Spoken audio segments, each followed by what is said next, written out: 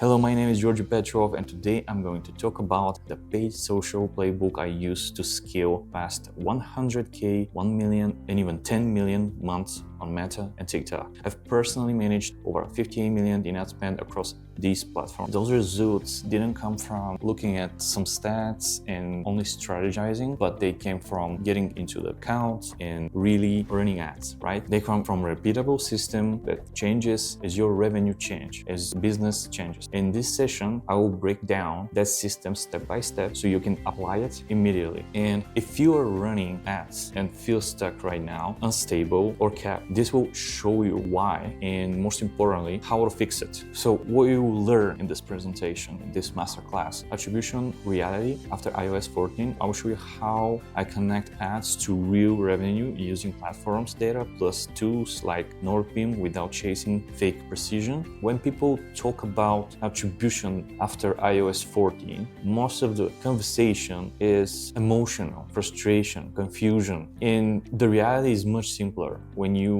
treat attribution correctly. The first thing to understand here is this: the ad manager is not a place to interpret any results or judge success. It is an operational control panel. That's true for Meta and it's true for TikTok. Ad managers are excellent at what they are built for, and this is for execution, control budgets, bids, targeting, and delivery at scale. They are never designed to give you a complete or emotionally satisfying picture of the performance. The numbers you see inside ad platforms are constrained, modeled, and estimated. They are shaped by internal assumptions, limited visibility, and probabilistic attribution models. What you're seeing is the best guess of the platform. That's why platform data should never be treated as a source of truth. In my system, platform stats are used for operational control, not for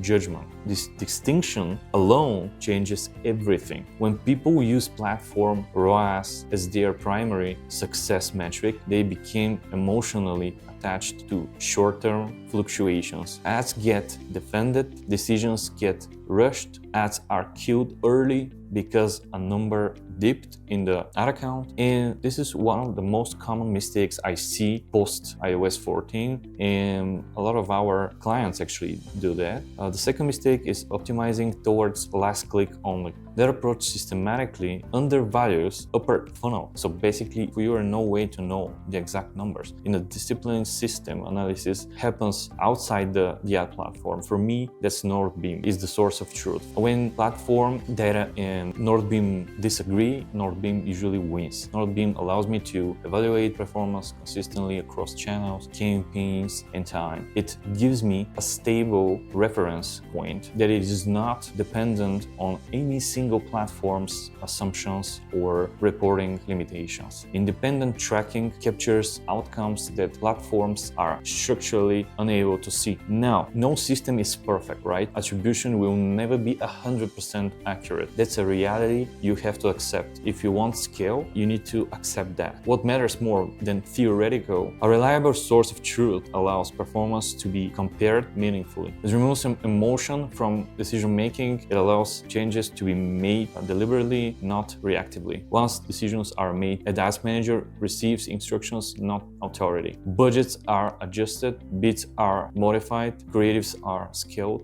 or removed, but the judgment happens elsewhere. When your ads manager is treated purely as execution interface, optimization becomes steadier, clearer, and far less reactive. At scale, the metric I care about most is new customer CAC. If new customer CAC is stable, scaling continues, new customer CAC degrades, inputs are adjusted. That clarity is what allows aggressive growth without panic. The stats you see inside the ad platform are now wrong. They are just incomplete. The mistakes happen only when advertisers assume those stats are what should drive optimization. Once you separate execution from evaluation, attribution stops being confusing. It becomes a tool, not a distraction. And if you want more breakdowns like this, subscribe to my YouTube channel, Georgi Advice. There I share real strategies, real case studies, real lessons from real experience and from trenches. Appreciate your being here. See you on the other side. Thank you.